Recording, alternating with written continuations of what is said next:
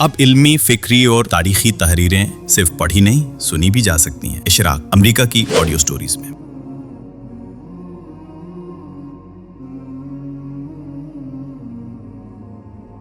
नौमौलूद के कान में अजान और इकामत कहने की शरई हैसियत। तहकीक व तालीफ डॉक्टर मोहम्मद आमिर गस्तर। मुकदमा। नौमौलूद के दाएं कान में अजान और बाएं कान में इकामत कहने का अमल मुसलमानों के यहाँ बिलउमूम मालूम और मारूफ है। हम अपने नौमौलूद बच्चों के कानों में अजान और इकामत के लिए वही कलिमात अदा करते हैं जो आम तौर पर नमाज की जमात के लिए अजान और इकामत में अदा किए जाते हैं। असर हाजिर के आम मुसलमानों में बिलउमूम यही तस्वुर राइज है कि ये एक सुन्नत अमल है जिसे रसूलुल्लाह सल्लल्लाहु अलैहि वसल्लम ने मुसलमानों के लिए मशरू फरमाया है, और ये कि ख़ुद आपने अपने हैन हयात में भी इस पर अमल किया है और मुसलमानों को इसकी तरगीब भी दी है। एक तरफ जब हम इस अमल को मुसलमानों के अक्सर मुआशरों और मुल्कों में आम तौर पर राइज देखते हैं तो इस अमली तनाजुर से बज़ाहिर यूं मालूम होता है जैसे ये अमल इस्लामी शरीयत में एक साबित शुदा और मुसल्लमा सुन्नत के तौर पर अहद रिसालत सल्लल्लाहु अलैहि वसल्लम से जारी है, और गोया इसके बारे में मुसलमानों के माबैन कोई इख्तिलाफ नहीं है। दूसरी तरफ जब हम इल्मी लिहाज से इस अमल का जायज़ा लेते हैं तो मालूम होता है कि मसादर हदीस में नौमौलूद की अज़ान और इकामत के इस अमल के बारे में जो अहादीस नकल हुई हैं उनके बहुत से रावियों के बारे में आइम्मा हदीस और रिजाल ने कलाम किया है। चुनांचे वाज़ेह होता है कि अहादीस बाब के रद्द कबूल में उलमाए मुहद्दिसीन के माबैन इख्तिलाफ है। इलावाज़ी ये बात भी मालूम होती है कि दीन इस्लाम में इस अमल की मशरूइयत के बारे में उलमा फ़ुक़हा के माबैन भी इख्तिलाफ पाया जाता है, यहाँ तक कि इस अमल के आज उमूमी शियू के बाज़ फ़ुक़हा व मुहक्किकीन कहते हैं कि ये दीन इस्लाम में एक गैर मशरू अमल है, इसलिए कि इसके बारे में मोहम्मद रसूलुल्लाह सल्लल्लाहु अलैहि वसल्लम से कोई चीज़ सेहत के साथ साबित नहीं है, जैसा कि आगे इसकी तफसील बयान होगी। गर्ज़ ये कि अमली तनाजुर से कतई नज़र इल्म की दुनिया में ये अमल और हदीस व सुन्नत से इसका सबूत मुत्तफ़क़न अलैह नहीं है, बल्कि ये एक मुख्तलिफ़ अमर है। चुनांचे इस तफसील से वाज़ेह होता है कि अज़ान व इकामत के इस अमल की दलील दीन में इसका सबूत और इसकी मशरूइयत महल नज़र व तहकीक है, जो इस बात की मुतकाज़ी है कि इस मसले का बिल-इस्तियाब तहकीकी मुताला किया जाए। लिहाजा राकिमुस-सुतूर ने इसी बना पर इस क़ज़िये को मुफस्सल तहकीक व मुताला का मौज़ू बनाया है ताकि इसके तमाम इल्मी पहलुओं का बिल-इस्तियाब जायज़ा लेकर रसूलुल्लाह सल्लल्लाहु अलैहि वसल्लम से इसके सबूत और इस्लाम में इसकी मशरूइयत के हवाले से एक मुतहक्किक और साइब राय तक पहुँचा जा सके। ये मालूम है कि दीन इस्लाम में नबी अकरम सल्लल्लाहु अलैहि वसल्लम से कुरान मजीद के अलावा जो कुछ नकल हुआ वो या तो इजमा व तवातर से मनकूल है या अखबार अहाद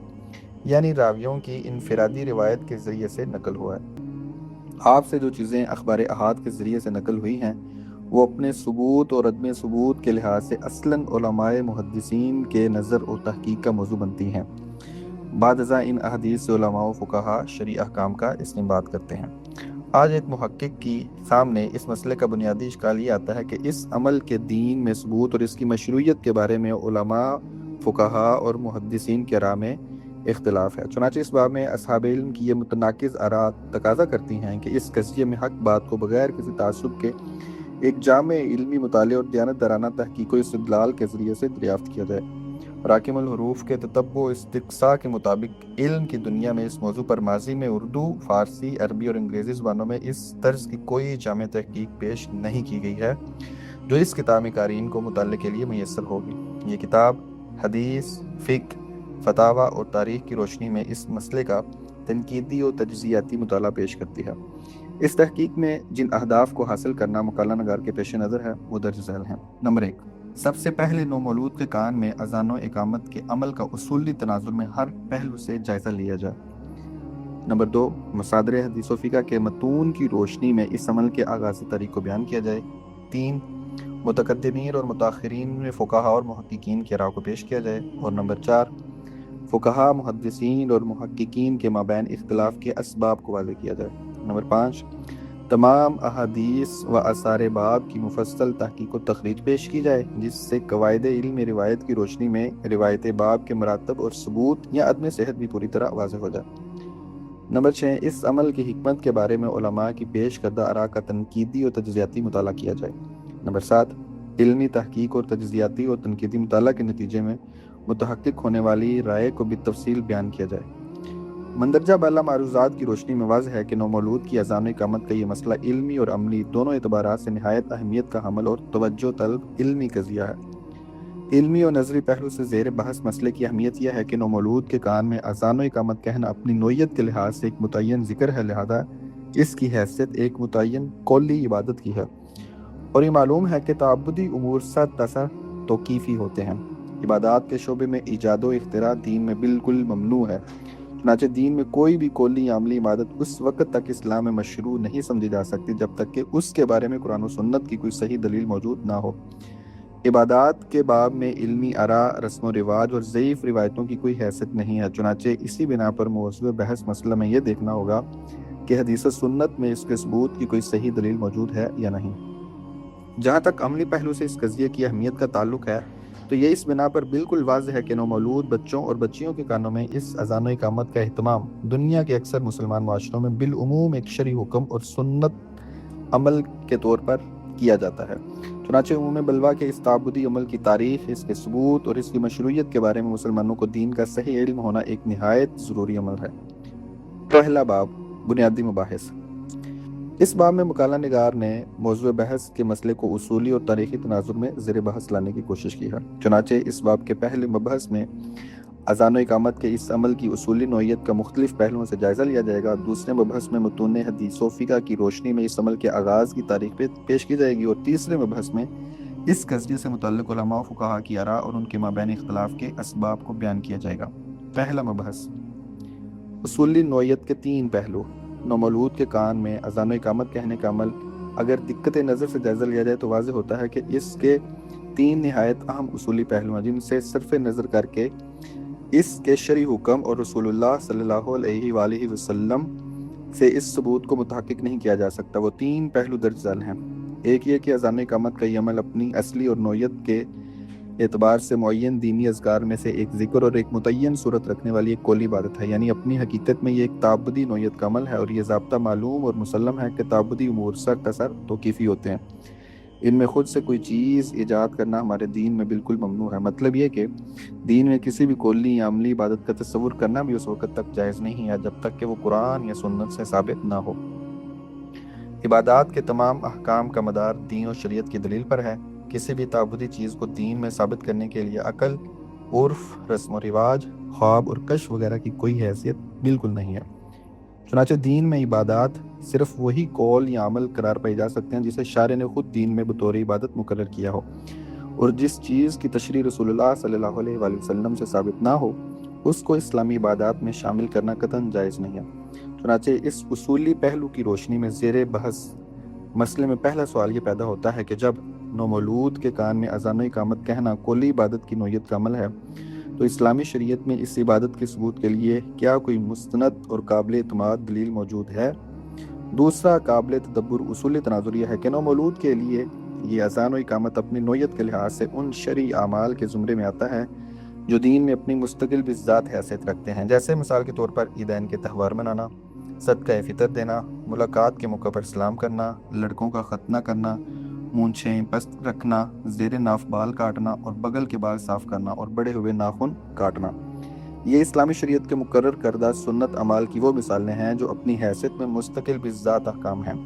یہ قرآن یا سنت ثابتہ کے کسی حکم کی فرع یا کسی سنت کے تابع تطوع اعمال نہیں ہیں۔ علاوہ ازیں یہ سب احکام رسول اللہ صلی اللہ علیہ وآلہ وسلم سے